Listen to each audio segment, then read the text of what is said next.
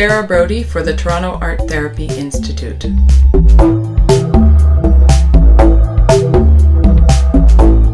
Psychodynamic issues in theory and practice. Art therapy, case example, number 9.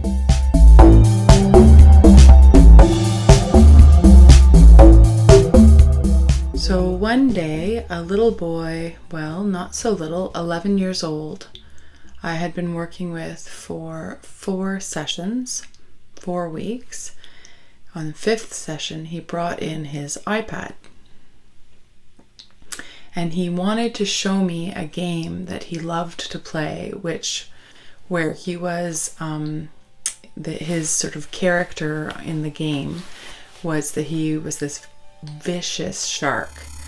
And the game was about this shark going through and eating people and fish and biting apart boats and birds and even airplanes and helicopters. And with every time the shark would eat somebody, this sort of haze of blood would cloud the water around the shark. It was very realistic kind of video animation. And so he wanted to show me this, and I was, of course, in one of those moments where, I'm asking myself, like, I didn't make a rule about this. Do I make an arbitrary rule right now? Do I stop this? I sort of tried to entice him to do some other things with the session, but he was very involved in this game. And it wasn't that he wasn't looking at me or listening to me. He would look up, he would smile. It wasn't just a resistance to being in the session. He was excited to show this to me. So I decided to relax and sit back and watch and think about it on a symbolic level.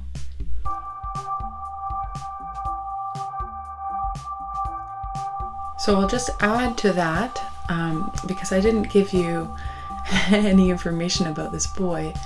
Why did he come?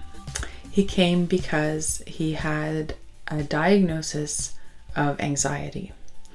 He, when he was younger, was also considered to be on the autistic spectrum, but in fact his family had really focused on speech therapy and relational kind of therapies that encouraged him to the point where he's off the spectrum but has some significant learning delays where he's reading and writing at a grade 2 level, although he's in grade 6 at school.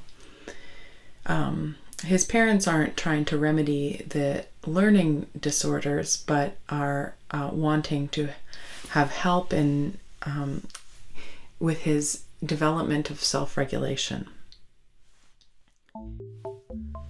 One other detail from my interview with the parents before meeting this boy is that they both have significant health problems, recent onset, that the father has had a series of strokes and the mother has a diagnosis of a chronic illness that leaves her extraordinarily fatigued and with some chronic pain. And I'll just add one other detail, that the mom works in a profession that is connected to ocean science and water science. And the dad, his son has spoken of him as an avid swimmer. So see how you thread all of those details together. I may be a little too leading with this example, but I thought it was interesting both from a perspective of how to deal with the intrusion of an iPad in a session, and also, well, not how to, but just to think together about that, and also to apply some of our concepts this week to to this one moment in my recent practice. And as we talk about this in the discussion forum, I'll share with you some of the, I would call them the deeper understandings that I had about this boy as I watched him play this game for about 40 minutes. Okay.